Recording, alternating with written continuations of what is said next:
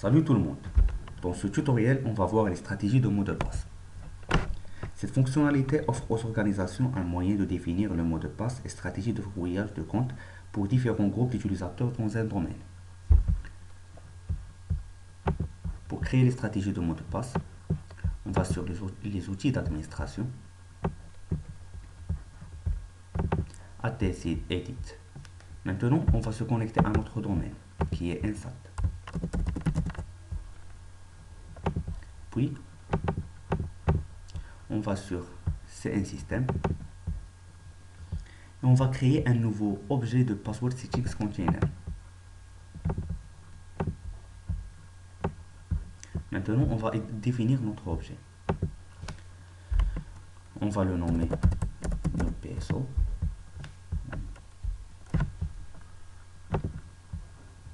L'attribut Password Settings Precedence. Cet attribut permet de gérer la priorité en cas de conflit si plusieurs Password Settings Objects sont appliqués sur un même objet. On met par exemple la valeur 1. Cet attribut représente l'enregistrement de mots de passe en utilisant un chiffrement réversible. Cette valeur doit être false pour des raisons de sécurité. Password History Length. Cet attribut représente le nombre de nouveaux mots de passe uniques doivent être associés à un compte avant qu'un ancien mot de passe puisse être réutilisé. On met par exemple 3. La complexité du password. Si la valeur de cet attribut est de true, ça veut dire que notre mot de passe doit respecter quelques conditions comme comporter au minimum 6 caractères. Dans notre cas, on va mettre false. Minimum password length. Cet attribut représente la longueur minimale de notre password. Minimum password age. Il représente la durée minimale pour que l'utilisateur puisse changer son mot de passe. Si la valeur est de 00, par exemple, ça veut dire que l'utilisateur peut changer son mot de passe sans aucune contrainte. Maximum password age. La valeur de cet attribut doit obligatoirement être supérieure à la valeur du minimum password age, ce qui est bien évident.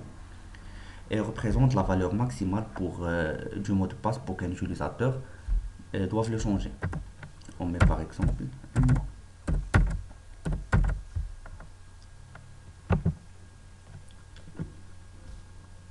Cet attribut représente le nombre permis de mots de passe erronés qu'un utilisateur peut saisir lors de sa connexion.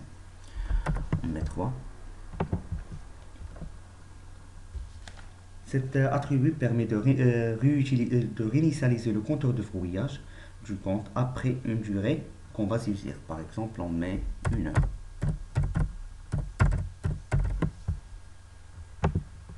Et finalement, Lockout Duration. Cet attribut indique la durée de verrouillage de compte en cas d'un nombre de mauvais mots de passe saisis. On met une journée. Et voilà, on a défini notre objet. Maintenant, il reste que l'affecter à un utilisateur ou un groupe d'utilisateurs. On va sur Propriétés. Puis on sélectionne l'attribut PSO Applies To.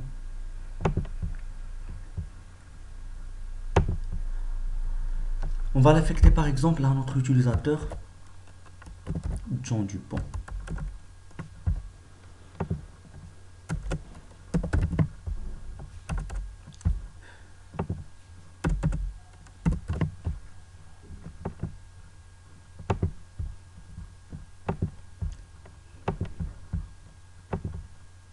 Maintenant, on va sur Utilisateur et Ordinateur Active Directory.